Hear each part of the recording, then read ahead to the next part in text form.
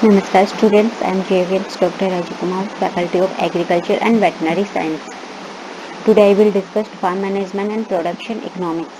Under farm management and production economics, today I will discuss factor relationship of production function. Factor relationship. Factor relationship is concerned with the possibilities of substitutions one input factor x1 for the another input factor x2.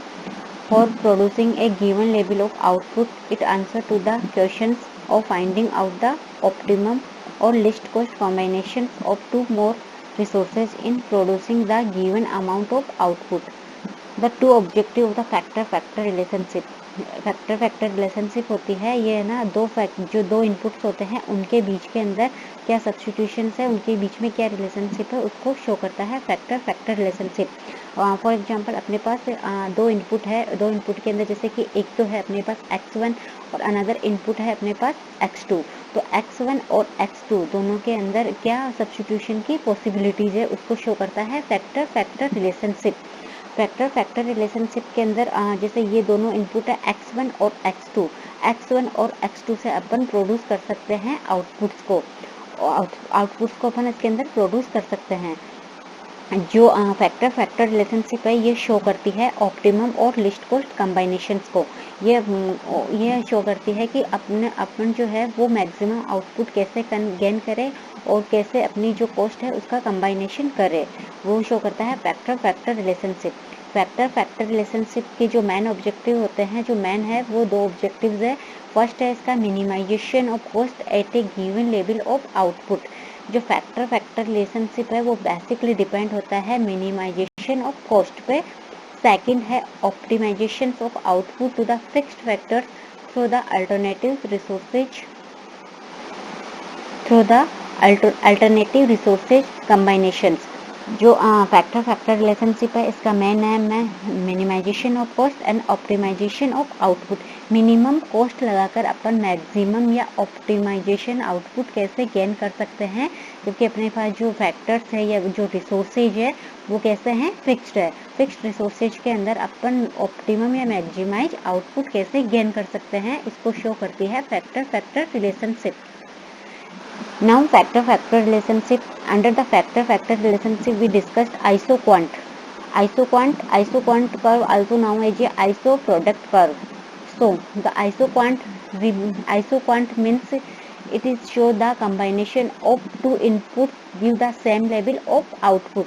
जो isoquant है वो दो inputs के combination को show करता है जिससे मिलने वाला जो output है वो अपने को same level पे gain होता है.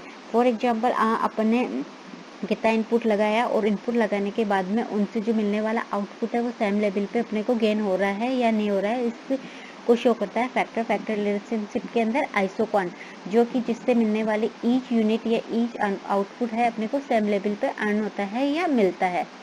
Each point on an isoquant represent the maximum output that can be attained with this the input combination. So जो आइसोक्वांट है वो क्या देता है अपने को, मैक्सिमम आउटपुट. जो भी अपन इनपुट डाल रहे हैं उनसे मिलने वाला जो आउटपुट है वो मैक्सिमाइजेशन होता है under the isoquant. Now this graph show the isoquant. The isoquant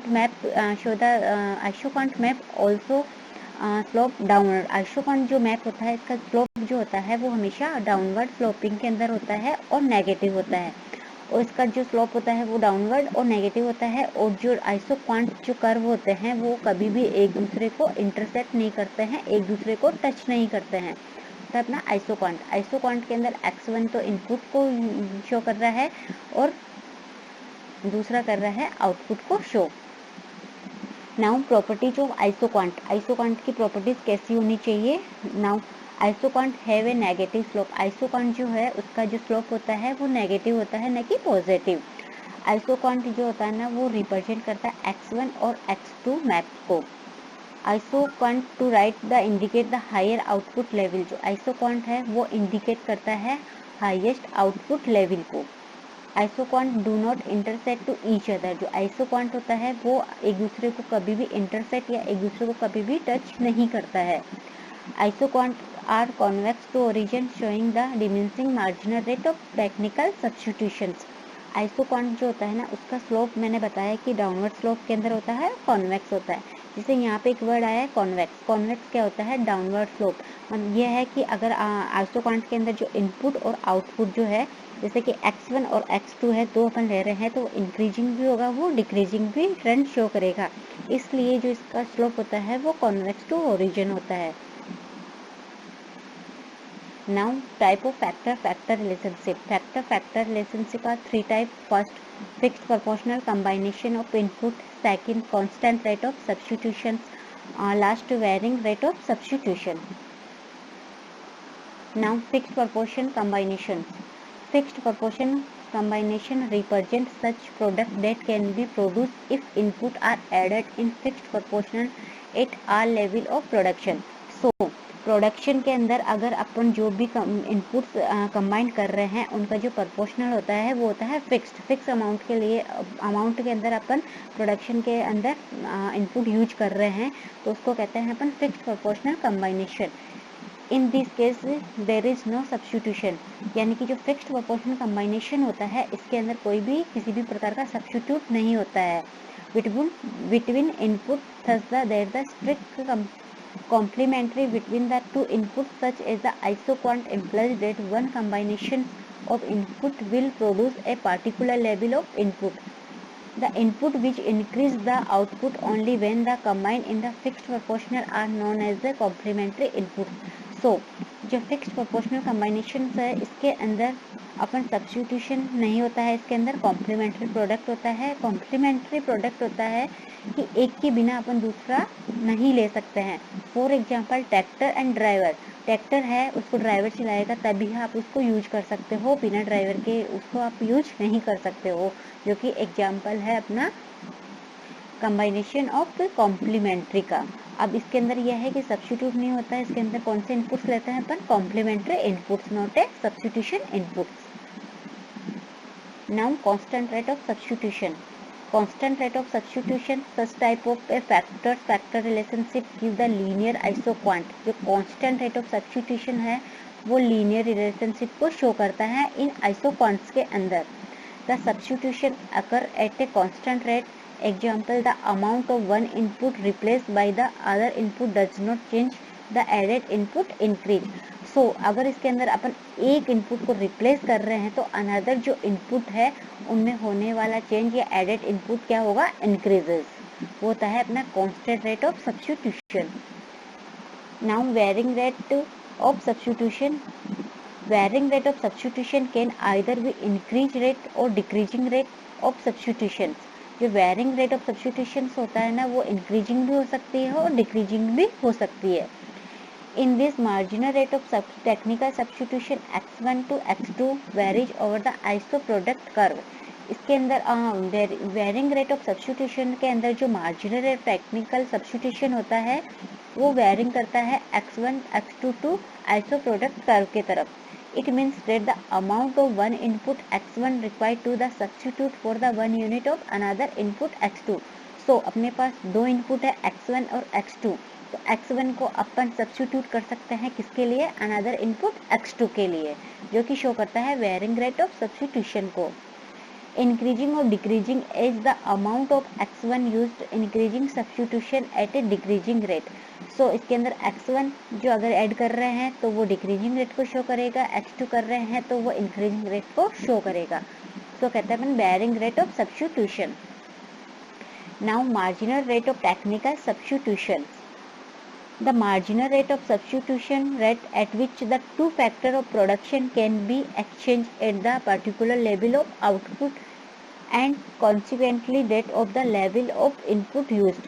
तो marginal rate of substitutions के अंदर substitution है, ये show करता है marginal rate of substitution को, जो कि अपन इसके अंदर दो प्रोडक्ट ले रहे हैं, उनको अपन कैसे एक्सचेंज कर सकते हैं अनदर आउटपुट के लिए या अनदर इनपुट्स यूज करने के लिए। वो होता है अपना marginal rate of technical substitution.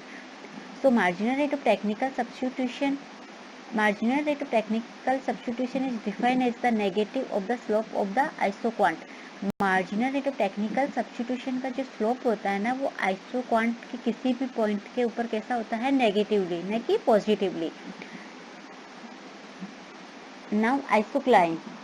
Isocline show the factor-factor relationship.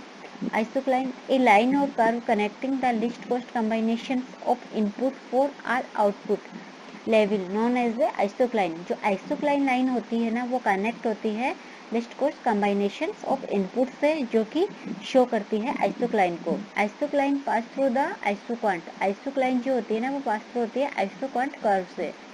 Point where there the same slope, और जो आइसोक्वांट और आइसोक्लाइन का जो स्लोप होता है ना वो इक्वली या फिर सेम होता है. It is show how the relevant proportional of the factors change as the output is increases. Isocline जो है वो ये शो करता है कि जो अपने फैक्टर्स ले रहे हैं वो रिलेटिव प्रोपोर्शनल के अंदर कैसे ले और उससे आउटपुट अपना इंक्रीज हो. It show that the resources should be used along the line as a long marginal value product more than the marginal cost of resources use. So isocline जो है वो मैन जो शो करता है, इसके अंदर जो मार्जिनल वैल्यू प्रोडक्ट जो होता है ना वो मोर देन होता है मार्जिनल कॉस्ट से, जो रिसोर्सेज यूज करने से ये इसको शो कर रहा है, वो होता है अपना isocline. Now ridgeline. Ridgeline represent the point of maximum output from the each input given a fixed amount of the other input. On the ridgeline, marginal